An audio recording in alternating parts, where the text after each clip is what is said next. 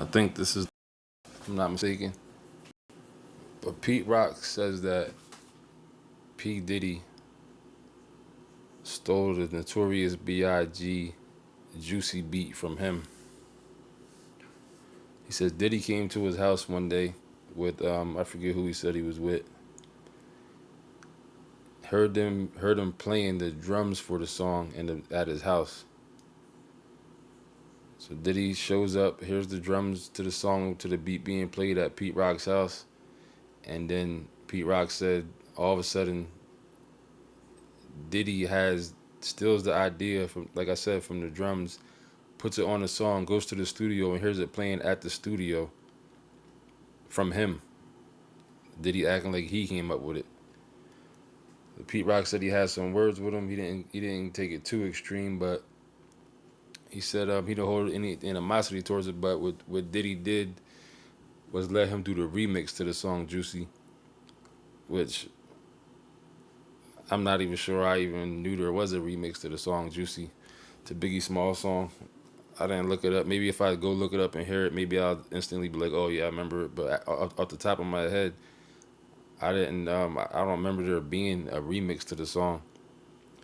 But Pete Rock said he was definitely robbed of the beat because he had the drums to the song playing when Diddy came to his house and nonchalantly creeped up out of there, took it, recreated it, and the rest is history. And then he let Pete Rock do the remix.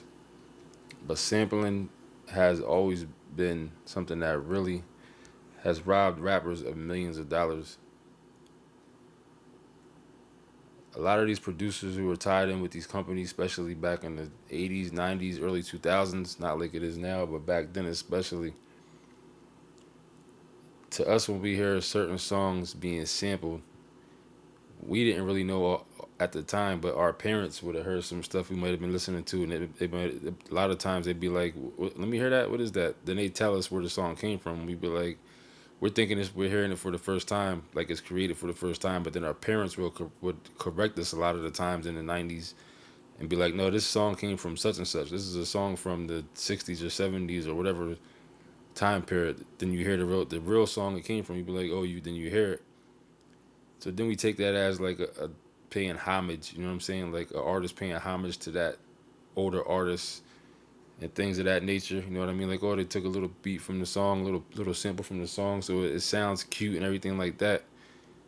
But before any of us knew anything about owning your masters and publishing and stuff like that, what really was happening was that we're thinking that the rappers were taking songs from the older black artists, paying homage, recreating their songs. But in most cases, them older, not only did the rappers we knew in the '90s didn't own their publishing and have their masters and have a good record deals, the artists from the '60s, '70s, '50s, '80s, before our time period back then, they themselves also didn't own their own stuff, didn't own their master, and didn't own their own publishing, and was getting robbed in shady record deals. So now what you have from heavy sampling in the '90s is not only are artists coming out have bad record deals, now they're being required to do tracks and songs over these laying lyrics over top of beats that are heavily sampled. So right from the gate starting off, they already starting off on a potentially hit song and the negatives from the door. Because you already got a crappy deal with the label. Now you make a hit song that can potentially bring in millions of dollars, but you automatically already from the beginning have to give a huge portion of the profits to who owns the sample, to the publishing of the beat, the song that you sampled. So all the way around, it was just a robbery at its finest. You know what I'm saying? Robbery, 360 robbery all the way around from the beginning to the end in every aspect. And for the Juicy beat, I think there was a settlement that was reached where I'm not sure if Diddy had to pay for it or Bad Boy Records, or if maybe it came from, maybe it was Wrigley's, something that I seen, the Wrigley's Juicy Fruit Gum. That's another thing about the Juicy beat. The song, it came from a song called Juicy Fruit.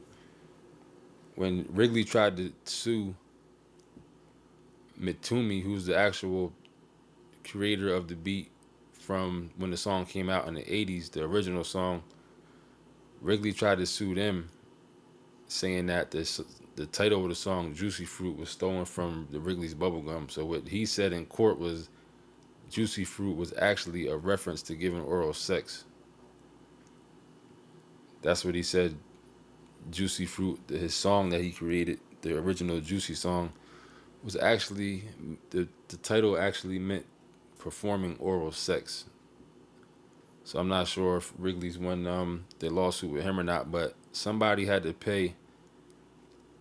I think it might have been Sony, because where Matume was back then in 1983 when the song Juicy Fruit came out, that was like 1980 something. Maybe it was the 70s. I don't got all the facts straight. I read some stuff that's kind of blurry in my head. But Sony ended up acquiring the company. I think it was CBS, whoever Mutumi was under. So when they acquired the company in like 1983, I think it was, it said that they also acquired the rights to use the intellectual properties of whatever company they acquired and things of that nature, because the contracts were redone once Sony took over. Long story short, in the end, somebody had to pay somebody 3.5. It was Puffy that had to pay Matume, or if it was Matume that had to pay Wrigley's, or if it was Sony that had to pay Matume, or one of them, vice versa.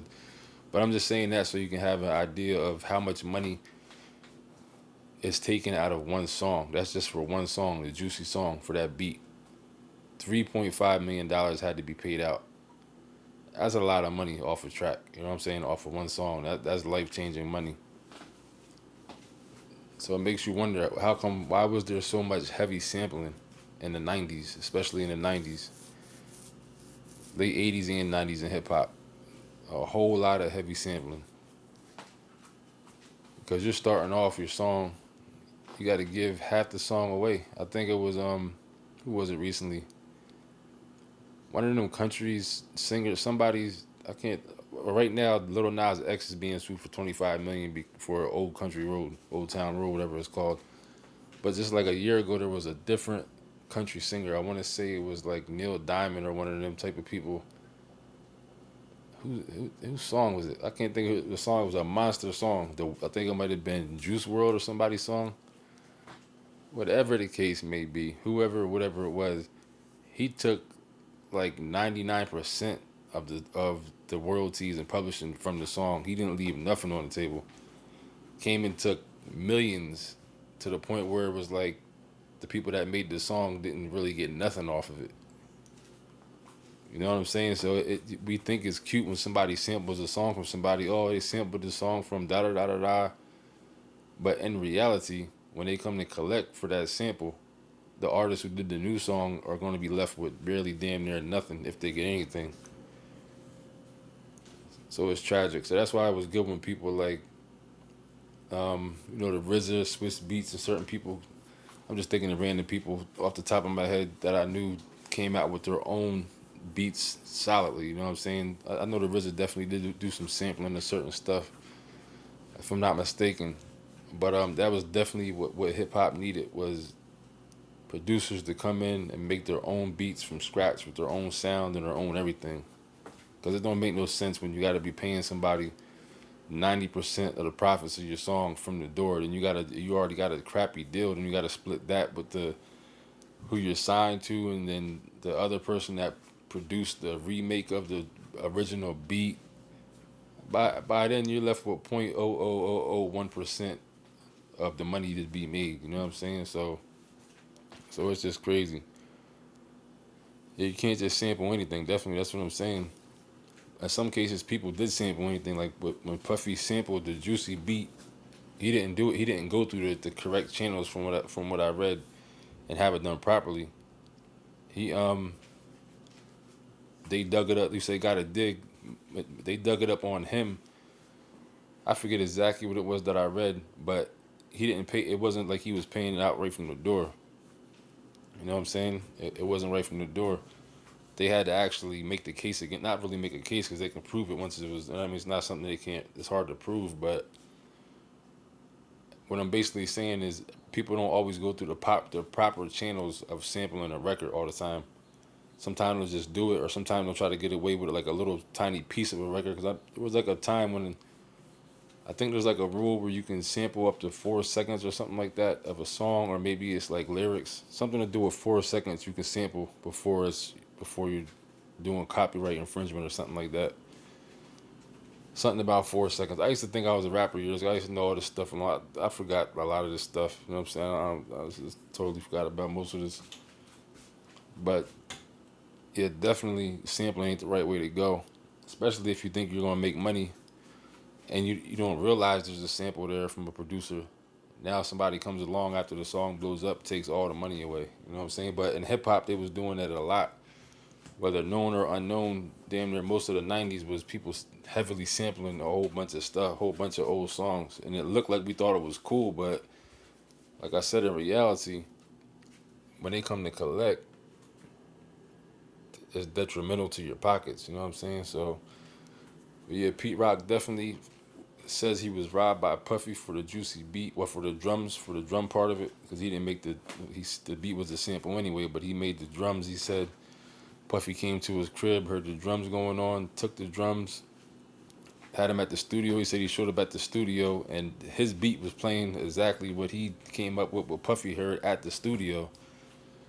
You know what I mean? He's like, how you just gonna stole the beat from me? So then Puffy and them let him do the remix. Like I said, I can't remember there being no Juicy remix. Maybe if I hear it, it might take me right back, and I might automatically remember it. But right now, at the top of my head, I can't remember the remix. So Pete Rock definitely didn't get the props that he should have got with the song. I think the song was produced by Trackmasters,